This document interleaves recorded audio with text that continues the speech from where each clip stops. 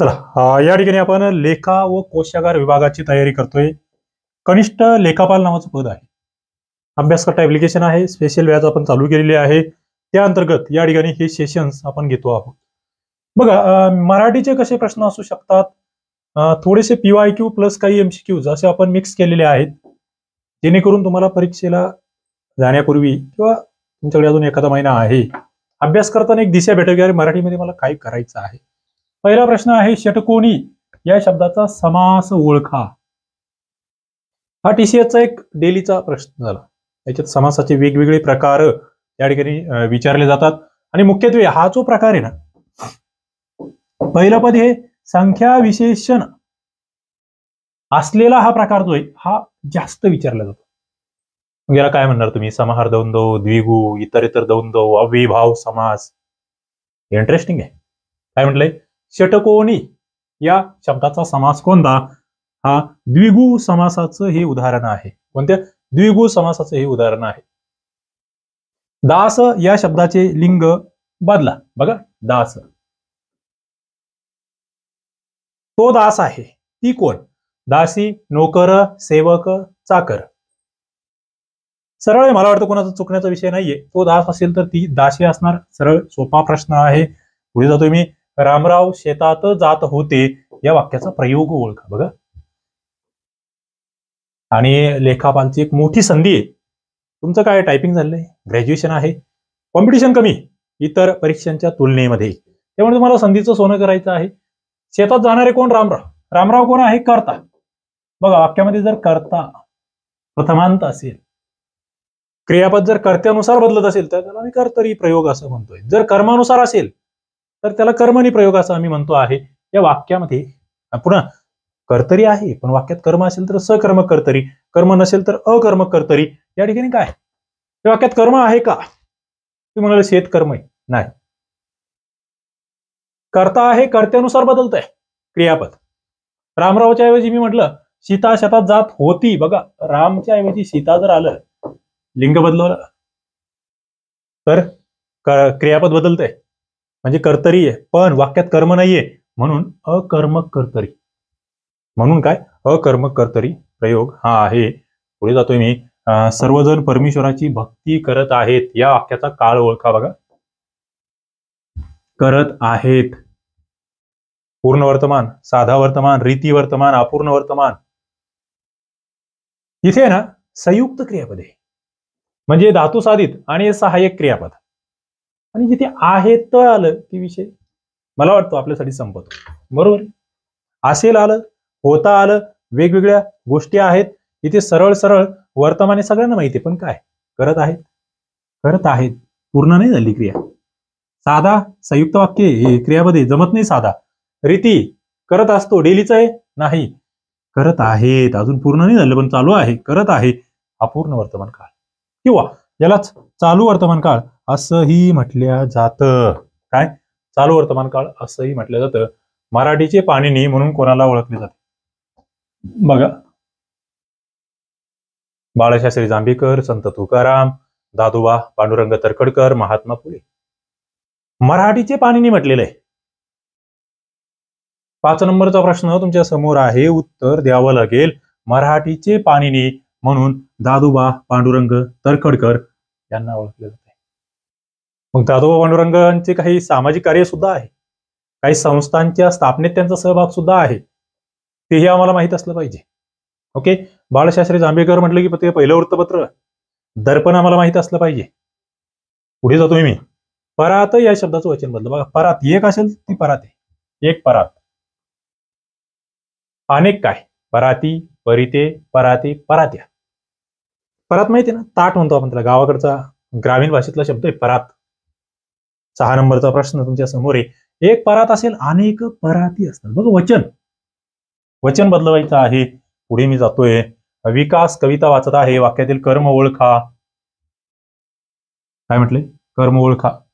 आता इथे ऑप्शन ते हे झाले, चुकले, पण कर्म काय असू शकतं? म्हणजे विकास कर्म आहे, कविता कर्म आहे, वाचत कर्म आहे, की आहे कर्म? चला, 4 ऑप्शन तुमच्याकडे.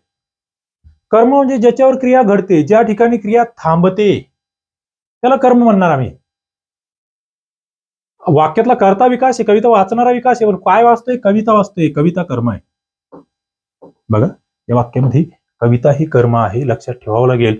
पुढे जातोय, अपरिहार्य या शब्दाचा विरुद्धार्थी शब्द ओळखा. बघा बरं, अपरिहार्य विरुद्धार्थी. तुम्ही आता महिला बालविकाचे पेपर बघा, मुख्य सेविकेचे पेपर बघा, तुम्हाला असे प्रश्न दिसतील. परिहार्य, ऐच्छिक, अनावश्यक, आवश्यक.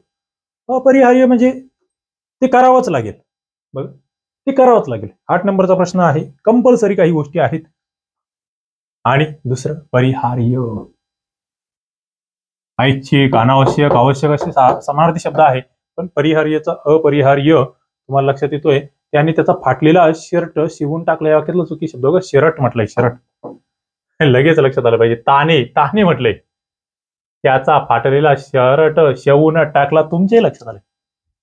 म्हणजे मी वाचताना मी तर असं बरोबरच वाचलं, पण लिहिलेलं चुकीचं होतं. 9 नंबरचा प्रश्न आहे. हा TCS पॅटर्न आहे. लेखा कोशागारसाठी या पद्धतीचे प्रश्न येतील. इथे पाहिजे त्याने, बरोबर आहे. इथे पाहिजे शर्ट, इथे पाहिजे शिवून. कुठे? त्याने शर्ट शिवून. 2 नंबरचं उत्तर आमचं आलं पाहिजे. पुढे मी जातोय, शमशेर या शब्दाचा समानार्थी शब्द ओळखा. शमशेर म्हणजे काय? शमशेर बहादूर नावाचा एक चित्रपट आला होता.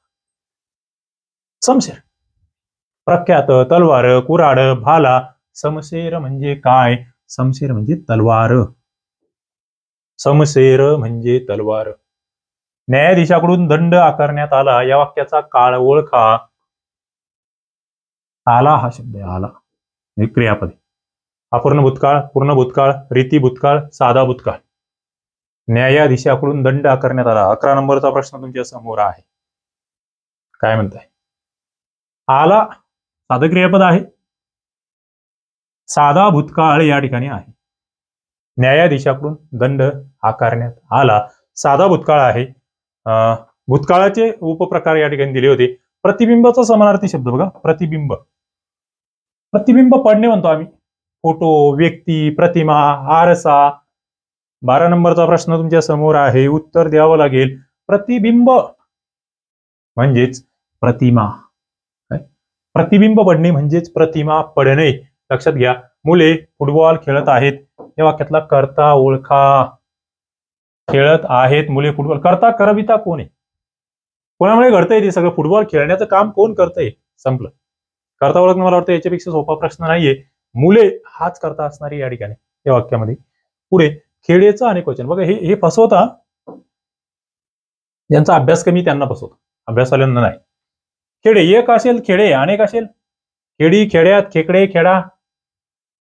14 नंबरचा प्रश्न तुमच्या समोर आहे. एक खेडे आहे, अनेक खेडी असतात. काय? अनेक खेडी असतात. लक्षात ठेवा. पुढे जातोय मी. बेडूक या शब्दाचा लिंग बदला.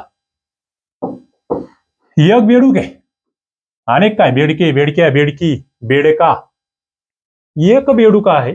15 नंबरचा प्रश्न तुमच्या समोर आहे. उत्तर तुम्हाला द्यायचं आहे.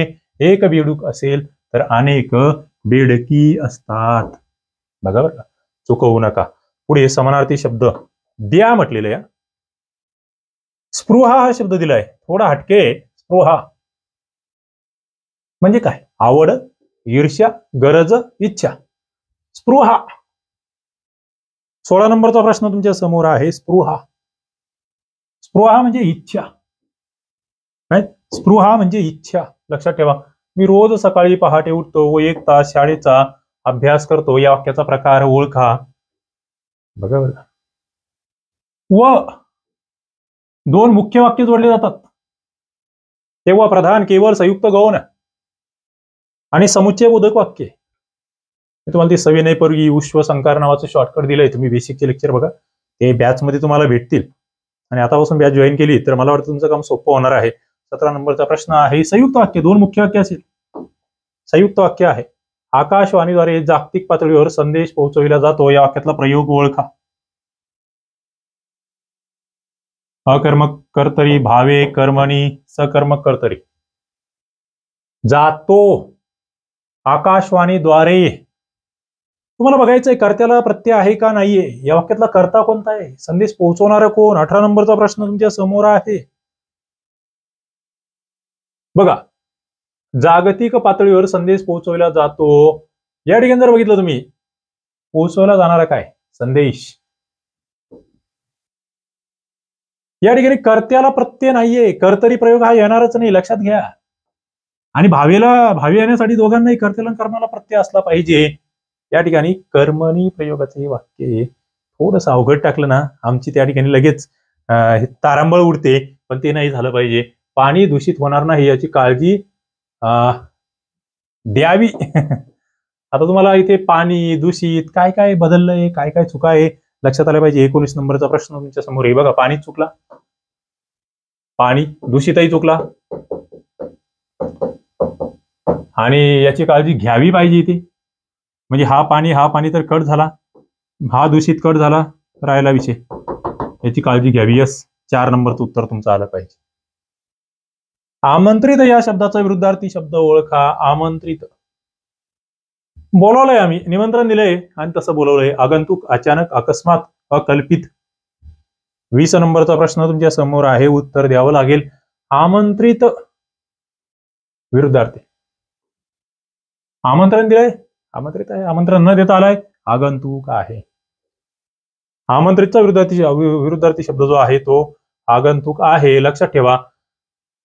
पुढे एक पॅसेज मी तुम्हाला दिलाय, आणि हा पॅसेज जे आहे हा मी तुम्हाला सोडवून घेत नाही, हा तुम्हाला वाचायचा, याच्यावरचे प्रश्न तुम्हाला सोडवायचे. जी आपली लेखा कोशागारची बॅच आहे त्याच्यामध्ये ही पीडीएफ मी तुम्हाला कंटेंटमध्ये मराठीच्या याच्यामध्ये टाकून देतो. या प्रश्नाची उत्तरं तुम्हाला द्यावी लागतील. 5 प्रश्न आहेत, ही पीडीएफ तिथे जाऊन सोडवायची आहे. ऍपवर तुम्हाला मी अवेलेबल करून देईल. ज्यांना बॅचला ऍडमिशन घ्यायचंय, कनिष्ठ लेखापाल, त्यांच्यासाठी अभ्यास करता ऍप आहे, प्ले स्टोअरवरून घेऊ शकतात. डिस्क्रिप्शन बॉक्समध्ये लिंक आहे, तिथूनही घेऊ शकतात. काही अडचण असेल या नंबरला तुम्ही व्हॉट्सअप मेसेज करू शकता, तुम्हाला सगळं भेटेल. नोट्स भेटतील, PYQ भेटेल, टेस्ट पेपर्स भेटतील, ओके, आणि त्याचे लेक्चर्स भेटतील. या ठिकाणी आपण थांबूया. सगळ्यांना शुभेच्छा, धन्यवाद.